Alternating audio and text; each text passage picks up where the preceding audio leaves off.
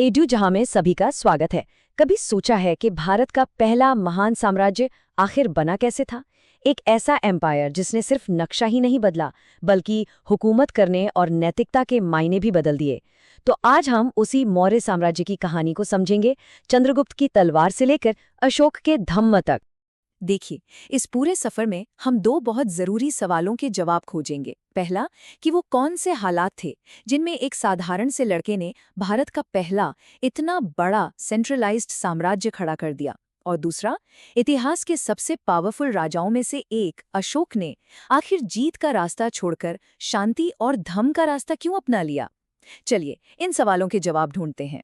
तो चलिए, सबसे पहले इस साम्राज्य की नींव को समझते हैं। देखिए, मौर्य साम्राज्य की सबसे बड़ी बात ये थी कि ये प्राचीन भारत की पहली सेंट्रलाइज्ड पावर थी। मतलब, इससे पहले भारत छोटे छोटे राज्यों, गणराज्यों में बटा हुआ था। मौर्यों ने पहली बार एक बहुत बड़े हिस्से को एक शासन के नीचे लाकर एक एम्पायर का कॉन्सेप्ट सच कर दिखाया। और इस विशाल साम्राज्य की नींव किसने रखी? वो थे चंद्रगुप्त मौर्य। इनकी कहानी किसी फिल्म से कम नहीं है। एक बिल्कुल साधारण बैकग्राउंड से उठकर अपने गुरु और स्ट्रैटेजिस्ट चाणक्य की मदद से चंद्रगुप्त ने मगध के ताकतवर नंद वंश को उखाड़ फेंका और पाटलिपुत्र पर अपना अधिकार कर लिया। और बस यहीं से भारत के पहले महान साम्राज्य का सूरज उगा। चंद्रगुप्त की शक्ति का अंदाजा आप इसी बात से लगा सकते हैं कि उनकी सेना कितनी बड़ी थी। हिस्टोरियंस मानते हैं कि उनकी सेना में 6 लाख से भी ज्यादा पैदल सैनिक थे। सोचिए जरा, उस जमाने के हिसाब से ये एक ऐसी मिलिट्री पावर थी जिसने उन्हें लगभग अजेय बना दिया था। और दिलचस्प बात यह है कि इस बात की पुष्टि विदेशी सोर्सेज भी करते हैं। ग्रीक हिस्टोरियन प्लूटार्क चंद्रगुप्त को सैंड्रोकोटस नाम से बुलाते हैं, और वो साफ साफ लिखते हैं कि उन्होंने अपनी विशाल सेना से लगभग पूरे भारत पर जीत हासिल कर ली थी। ये उनके दबदबे का एक बहुत बड़ा सबूत है। और ऐसा नहीं है कि चंद्रगुप्त का साम्राज्य सिर्फ गंगा के मैदानों तक ही था। नहीं, हमें रुद्रदामन के जूनागढ़ शिलालेख से पक्का आर्कियोलॉजिकल सबूत मिलता है कि मौर्य साम्राज्य का कंट्रोल पश्चिम में गुजरात के सौराष्ट्र तक फैला हुआ था। इससे साफ पता चलता है कि चंद्रगुप्त ने एक सच्चे अखिल भारतीय साम्राज्य की नींव रखी थी। अच्छा, चंद्रगुप्त के बाद उनके बेटे बिंदुसार गद्दी पर बैठे। बिंदुसार ने अपने पिता से मिली इतनी बड़ी विरासत को न सिर्फ संभाला, बल्कि उसे और मजबूत किया। वो अशोक के महान शासन के लिए एक बहुत जरूरी कड़ी थे, जिन्होंने साम्राज्य को टूटने नहीं दिया, उसे बनाए रखा। चलिए, अब कहानी के सबसे ड्रामेटिक मोड़ पर चलते हैं। बिंदुसार के बाद उनके बेटे अशोक सम्राट बने।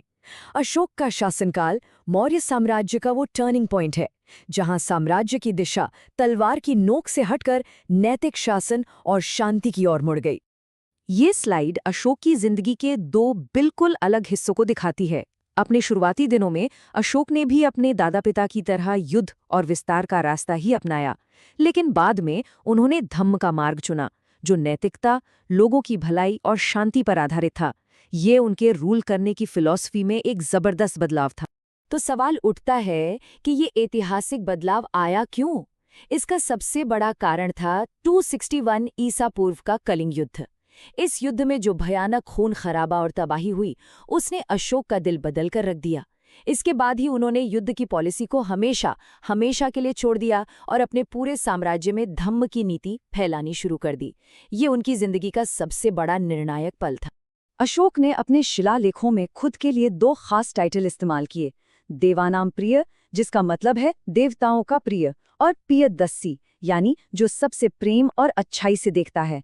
ये टाइटल्स एक शासक के तौर पर उनकी नई इमेज को दिखाते हैं, एक क्रूर विजेता की नहीं, बल्कि अपनी प्रजा की देखभाल करने वाले एक पिता की। अशोक के इस वैचारिक बदलाव के बाद सवाल ये उठता है कि भाई, इतना बड़ा साम्राज्य चलता कैसे था? अब हम मौर्य राज्य की एडमिनिस्ट्रेटिव मशीनरी पर नजर डालेंगे और समझेंगे कि इस विशाल साम्राज्य पर शासन का सिस्टम क्या था।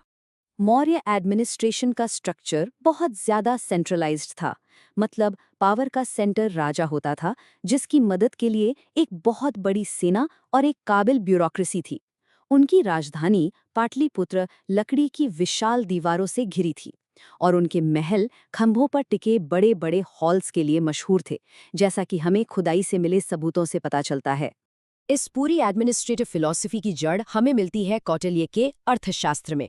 कौटिल्य का मानना था कि राजा की एनर्जी और उसकी मेहनत ही राज्य की तरक्की और सुरक्षा तय करती है।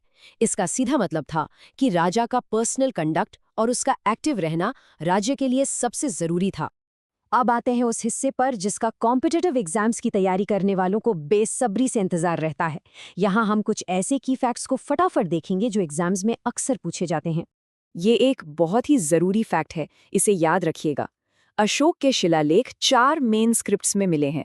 ब्राह्मी, जिससे भारत की ज्यादातर आधुनिक लिपियां निकली हैं, खरोष्ठी, जो राइट टू लेफ्ट लिखी जाती थी, और साम्राज्य के नॉर्थ वेस्ट हिस्सों में ग्रीक और अरामी स्क्रिप्ट्स का भी इस्तेमाल हुआ। इस टेबल को जरा ध्यान से देखिए, ये मौर्य काल के इतिहास को जानने के हमारे मुख्य सोर्सेस को समराइज करती है। अशोक के शिलालेखों से उनकी धम्म नीति और साम्राज्य के विस्तार का पता चलता है। अर्थशास्त्र से हमें स्टेट क्राफ्ट और एडमिनिस्ट्रेशन की जानकारी मिलती है। प्लूटार्क जैसे ग्रीक लेखक चंद्रगुप्त की मिलिट्री जीतों के बारे में बताते हैं, और जूनागढ़ शिलालेख सौराष्ट्र तक साम्राज्य का सबूत देता है। ये रिवीजन के लिए बहुत काम की चीज। तो हमने मौर्य साम्राज्य की शुरुआत, उसके चरम और उसके एडमिनिस्ट्रेटिव सिस्टम को समझा। अब संक्षेप में देखते हैं कि इस पूरी कहानी का निचोड़ क्या है। अगर मौर्य साम्राज्य को सिर्फ एक लाइन में समझना हो तो बस ये फॉर्मूला याद रखिए। एक मजबूत सेंट्रलाइज्ड शासन जिसे चंद्रगुप्त की विस्तारवादी नीति ने खड़ा किया, और आखिर में अशोक की नैतिक सोच ने इसे एक बिल्कुल अलग पहचान दी। शासन, नीति और नैतिकता का यही कॉम्बिनेशन मौर्य साम्राज्य की महान विरासत है। और आखिर में ये पूरा विश्लेषण हमें एक बड़े सवाल पर सोचने के लिए छोड़ जाता है। एक साम्राज्य की असली महानता किसमें है? चंद्रगुप्त की तरह मिलिट्री विक्ट्रीज और साम्राज्य फैलाने में, या अशोक की तरह नैतिक और शांतिपूर्ण शासन में? इस पर जरूर सोचिएगा। अगर आपको मौर्य साम्राज्य का ये विश्लेषण पसंद आया हो और कहानी अच्छे से समझ आई हो, तो ऐसे ही और ज्ञान बढ़ाने वाले विश्लेषणों के लिए एडुजेहा चैनल को सब्सक्राइब करना मत भूलिएगा। धन्यवाद।